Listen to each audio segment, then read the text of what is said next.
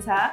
안녕하세요. 안녕하세요. 위클리벳 문희정입니다. 이학범입니다. 네, 저희가 지난 몇 년간 위클리벳을 하면서 이 수익의 정말 구석구석 이야기를 다 전해드렸는데 네. 그 중에서도 반려동물과 관련된 산업시장, 네. 그 얘기도 했던 기억이 나는데 맞습니다. 그때 학범 대표가 그랬어요. 굉장히 성장 가능성 무궁무진하다. 네. 실제로 어땠습니까? 실제로 반려동물 시장이 이제 성장하는 건 맞습니다. 네. 반려동물 양육 인구도 계속 빠르게 늘어나고 있고요. 시장도 성장을 하고 있는데 네, 그래서 뭐 페코노미 이런 신조어도 나오고 했잖아요. 네. 그런데 안타깝게도 뭐 모든 업체들이 다 뛰어들어서 성공을 한 건 아니에요. 제 생각에는 이쪽 시장에 대한 이해가 없이 돈만 보고 뛰어들었다가 뭐 한 3년도 버티지 못하고 없어진 업체들이 굉장히 많았는데 최근에는 조금 다른 분위기가 포착이 돼서 오늘 소개해 드리려고 합니다. 학범 대표가 말씀하신 것처럼 빨리 성장하진 않았지만 네. 어쨌든 그 안에서 굉장히 많은 우여곡절이 있었는데 네. 어떤 식으로 바뀌었다는 거죠? 최근의 분위기는 이제 대기업들도 굉장히 관심을 많이 갖고요. 네, 대규모 자본이 이쪽 시장에 들어오고 있습니다. 대기업이 네. 관심을 가진다는 거는 진짜 성장 가능성을 봤다는 건데. 그렇죠. 네, 그래서 제가 대표적인 사례를 두 가지를 갖고 왔는데요. 네, 최근에 GS 리테일이랑 IMMPE라고 하는 사모펀드가 있어요. 네. 이 두 개가 반려동물 분야에 굉장히 유명한 1위 커머스인 펫프렌즈를 인수를 했는데 인수 금액이 1,000억이 넘은 걸로 지금 알려져 있고요. 근데 또 GS가 대기업이잖아요. 네. GS그룹이. 근데 GS 리테일에서 이번에 펫프렌즈만 인수한 게 아니라 도그메이트, 펫픽 이런 반려동물 스타트업에 이미 여러 차례 투자를 했고요. 심지어 자회사로 어바웃 펫이라는 회사까지 가지고 있습니다.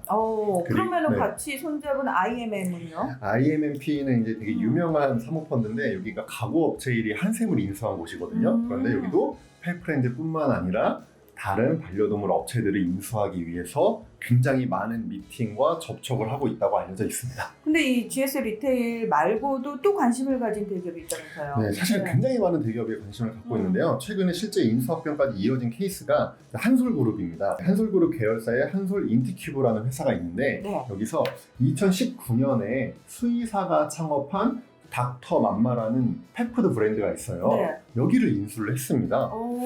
그래서 저는 아니 한솔이 왜 갑자기 사료 간식을 팔아? 뭐 이런 생각을 했는데 그게 아니라 보니까 이 한솔 인티큐브가 자체 개발한 AI 역량이 있고 IT 기술이 좀 있나 봐요. 네. 그래서 이거를 잘 접목을 시켜가지고 장기적으로는 토탈 펫케어 헬스케어 플랫폼을 만들겠다.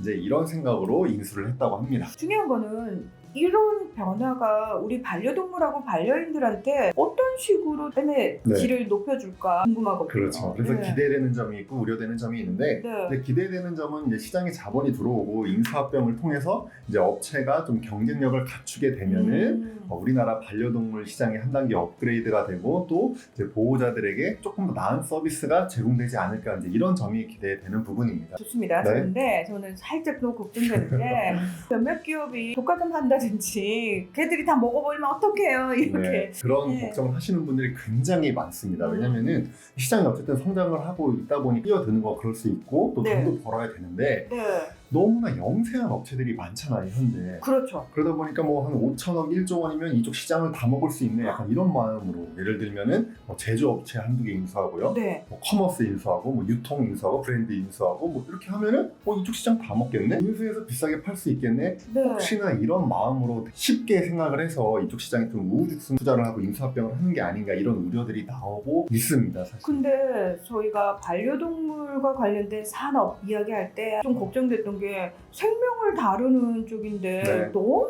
경제적인 이익에만 얘기를 하는 거 아닌가, 관심을 가지는 게 아닌가, 이 부분은 조금 불만이다 이런 말씀을 드렸던 기억도 나거든요. 맞습니다. 그래서 네. 제가 드리고 싶은 얘기는 반려동물은 뭐 산업이지만 시장이지만 생명과 관련돼 있는 곳이거든요. 그럼요. 그래서 이제 반려동물이 반려동물 보호자에게 어떤 의미인지 좀 돌아보고 반려동물을 양육함에 있어서 반려동물에게 또 이 보호자에게 도움이 되는 서비스가 뭐인지 고민을 해서 이제 시장에 뛰어들고 사업을 하시는 좀 그런 진정성을 좀 갖고 진출을 하셨으면 좋겠습니다. 네, 결국 기업에 대한 신뢰도는 기업이 어떤 철학과 원칙을 가지고 네. 그 시장에 뛰어드냐에서 결정이 된다고 저는 네, 생각을 맞습니다. 하거든요. 그래서 다른 건 바라지 않겠습니다. 동물을 생명이라는 네. 그 시선에서 꼭 바라봐 주시길 간절히 부탁드리겠습니다. 네, 오늘 위클리벳은 여기서 마치겠습니다. 함께해 주셔서 고맙습니다. 감사합니다.